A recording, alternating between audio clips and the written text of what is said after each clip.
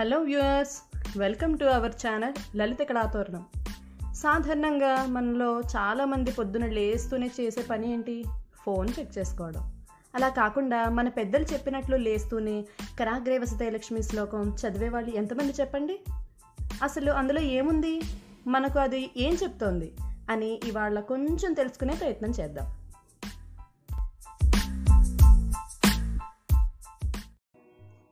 కరాగ్రే వసతే లక్ష్మి, కరమధ్యే సరస్వతి, కరమూలే స్థితా గౌరీ, ప్రభాతే కరదర్శనం.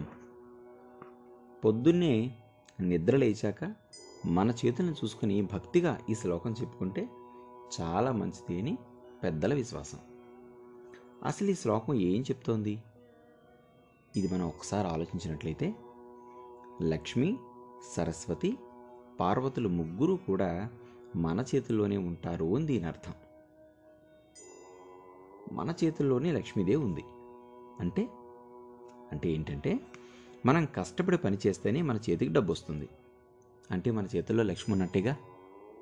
అలాగే మన చేతుల్లోనే సరస్వతీదేవి కూడా ఉంది.